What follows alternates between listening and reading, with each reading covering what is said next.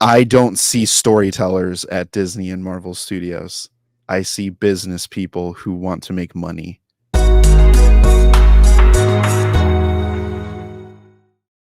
Point through people, you know this is big for us over here, and we've been talking about this, and we keep hearing it, and we keep hearing it, and we keep hearing it, and it keeps coming around like it's brand new and it's fresh. But Bob Iger announced that Marvel is going to reduce output to 3 movies per year max, and they're probably going to reduce a couple Disney Plus shows, and it'll be 2 or less. Gentlemen, here's my big question. When news like this comes out, people are thinking, oh, great, we're finally getting what we want at the end of this phase. Higher quality, less quantity automatically equals higher quality. When they're going to do this, we're not sure, but you got to figure it's soon. Is that your guys' expectation that if they do this output reduction, that everything we see is going to be, as the kids say on TikTok, a banger? I would say, like, theoretically, you would expect with more or with less projects to, like, have everybody stretched out on. It would be more into one, but I don't know. There's been so many projects in the past year that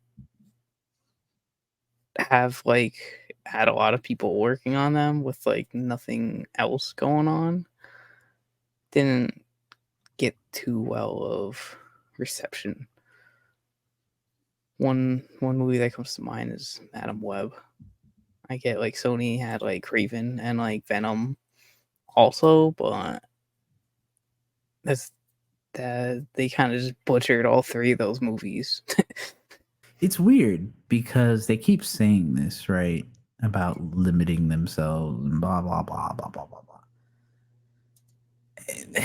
This is really what they've been doing, though, if you notice, because 2023, they released 3 movies and just Ant-Man, Guardians, and the Marvels. And then series-wise, I think there was a couple more. I can't name them all off the top of my head. Secret Invasion, Loki, and What If Season 2. Yeah, so about 3. Mm-hmm. So, you know, they did basically do what they're saying, and they limited themselves. Yet, to go along with this, right? Because Bob Iger said this in an earnings call, and again, Bob Iger, boo, has been saying this for at this point, what, 6-7 months? I want to say half a year. But the co-president of Marvel, Luis D'Esposito, said on Empire Magazine, it's been a rough time. That 2023 was a rough time for Marvel because of the flops, right? And they're mainly talking about Quantumania and the Marvels. And again, I don't think this is part of the reason that they think, right? Because in their head, it's, oh, too much superhero, so less, and less superhero, more money. It's not that simple, and I don't think they realize that, because I don't think they care in that way.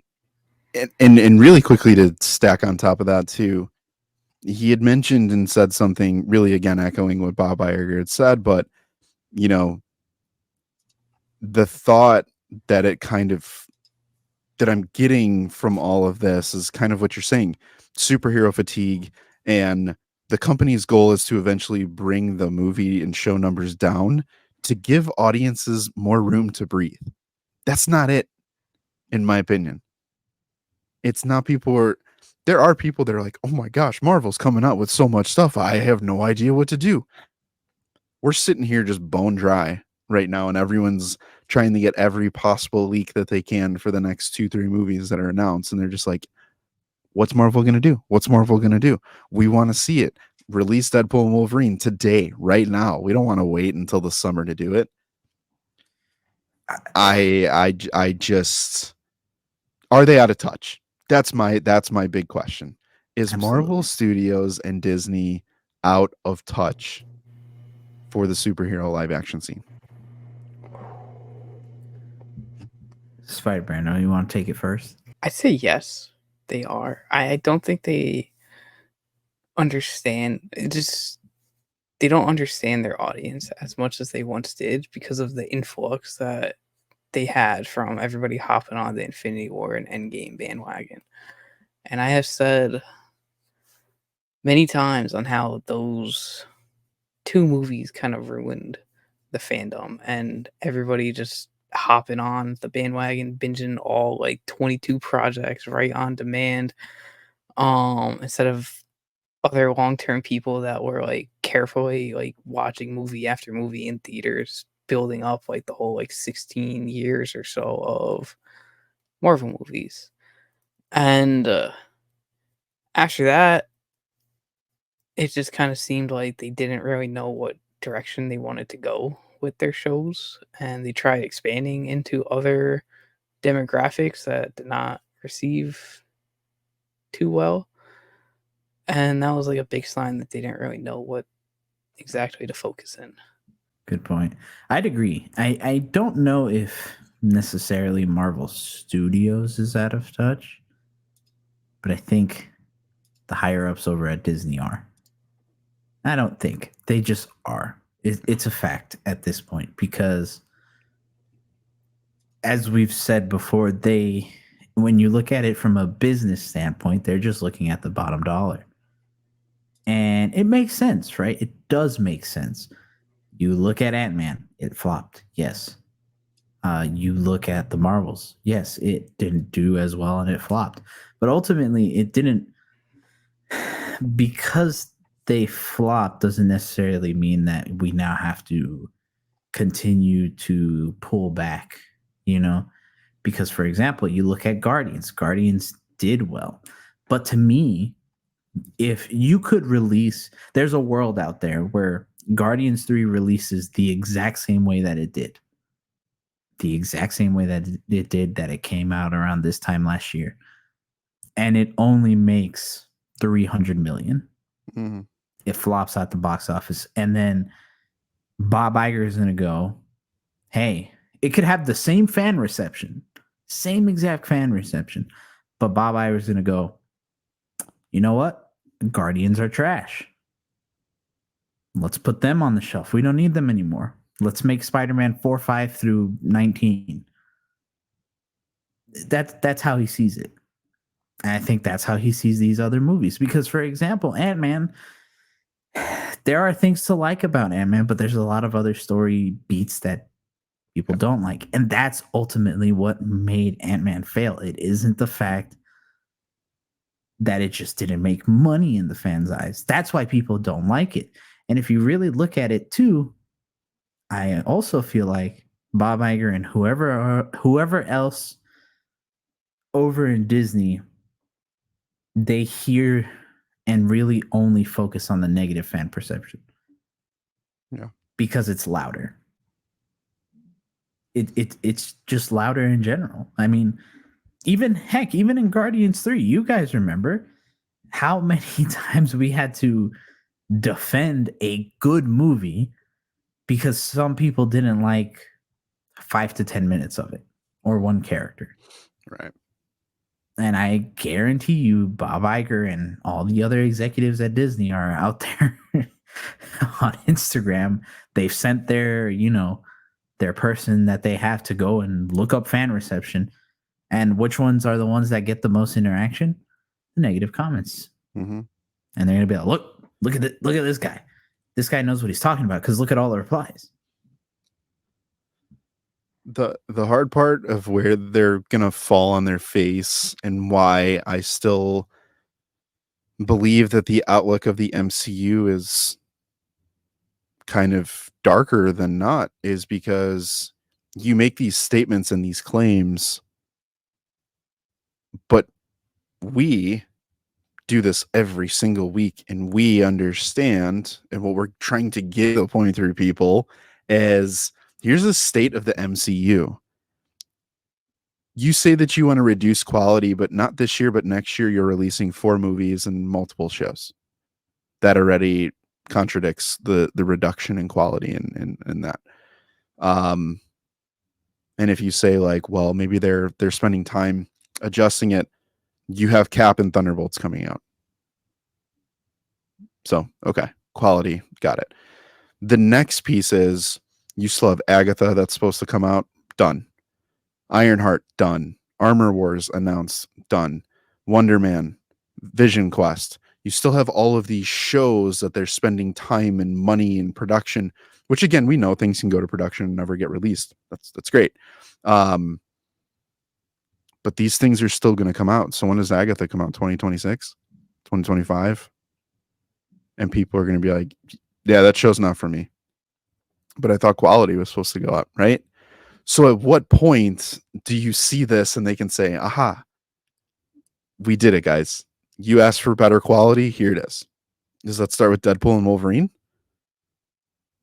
It's a lose-lose for them when they make statements like this, in my opinion, because I think we all can agree that there are going to be stinkers that are going to come out and people are going to be like, WTH is Marvel Studios doing? Like, that conversation of is the MCU dead is going to live for probably the next 3 to 4 years. And I think we can confidently say, if you're throwing out 5 projects, Bob, I highly doubt they're going to be 5 hits.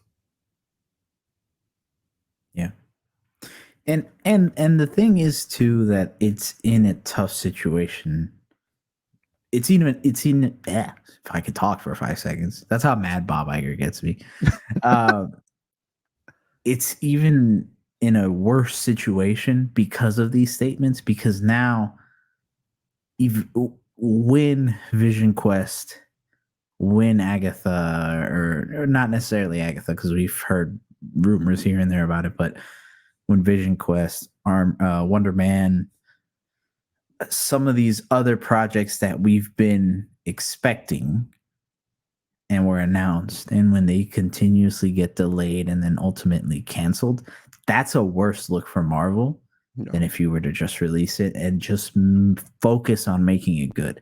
Because I do think you can have 6 superhero shows in a year, 6 Marvel shows in a year. But if you focus on making them good, yeah, for some people it won't be, everything, but you still at least gave the people who stuck by you in those quote unquote tough times that reward, because now it just feels like you're spitting in their face if you cancel the story that we thought we were going to get.